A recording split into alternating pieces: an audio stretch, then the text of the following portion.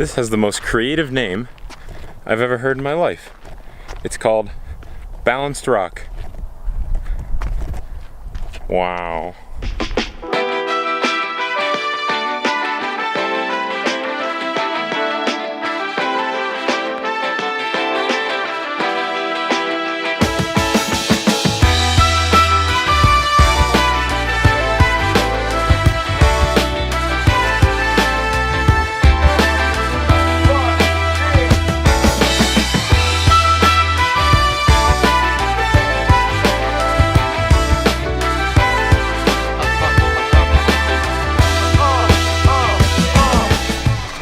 We spent this morning in Silverton, went for a little run, and we just got into Arches National Park.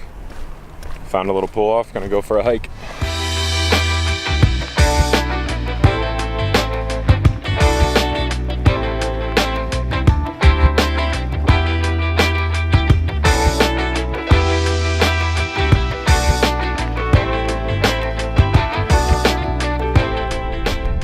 So we found this spot all with one parking lot where you can see 3 different arches at once. Turret arch back there, south arch over here, and then the north arch over here. And they're all on the same trail.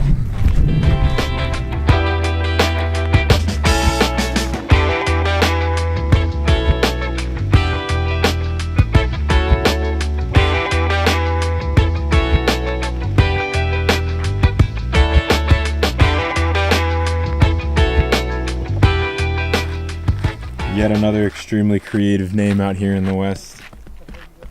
Double Arch.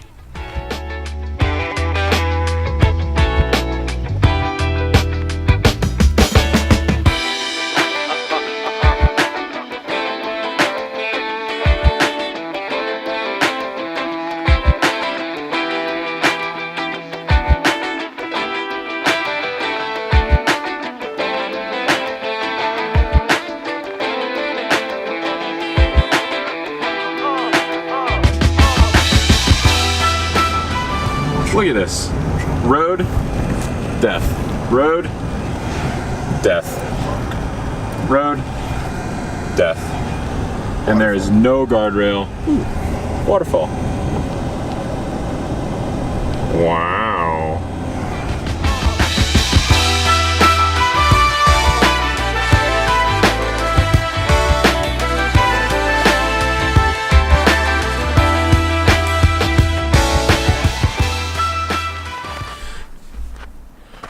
Alright, so we just found a camp for the night in near Arches, not in Arches. We're in Moab, Utah still.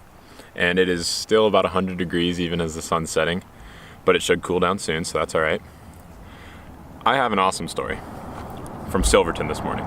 So the thing you need to understand about Silverton before I go into the story is it's one of those towns like one paved road, no stoplights, barely any stop signs. Fantastic people though, great little town. I'm not dishing on it or anything. Fantastic place, but if you blink, you'll miss it. So Eric and I just stayed there for the night. We just camped for the night. That's all we needed was a place to stay. And we wake up this morning and we go for a quick little run. And he'd been there before because that's where Hard Rock starts and ends. And his dad has run Hard Rock twice and Eric's paced him for part of it. So anyways, we're on our run and we go up this hillside and he knows that there's a statue of Jesus up there. It's called, I think, Christ of the Mines Shrine from back in the gold rush when they were mining there. They built this statue of Christ to bless them. And we go up there and we run up this hill and this older gentleman makes a joke to me. He says, hey, you know, I would have raced you up the hill, but I didn't want to embarrass you. And you know, we had a good laugh and we started talking. And it turned out he's from my hometown of Warren, or his wife was from my hometown of Warren. And she actually said that she was born there and, you know, because at first I was just saying, oh, we're near Cleveland, but then it turned out she knew exactly where Warren is. And she said, I have some relatives in Bezetta. And I was like, really? And it turns out she is cousins with the parents of, well, one of the parents, obviously, of like my childhood best friend, Eric, like inseparable, together every single day.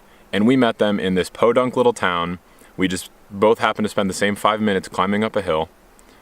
And we had a great conversation. We had a good laugh about it. And I texted Eric right after that and he was absolutely blown away. And you hear all the time, like, we live in such a small world, blah, blah, blah, whatever it may be. And I know I'm ranting about this, and if you don't care, I'm sorry. But it's just one of those things. I'm on the other side of the country, and I ran into somebody who, their family was such a big part of my whole life. It just blew my mind, guys. So I'm sorry to have wasted 2.5 minutes of your life if you don't care about that, but I felt like I needed to share that, because that made my day today. Not that being here, seeing all this did not make my day, but that was just crazy. Anyways, tomorrow we're getting up, going for a run, and then we're going to Salt Lake City. And that's the plan. Check in with you then.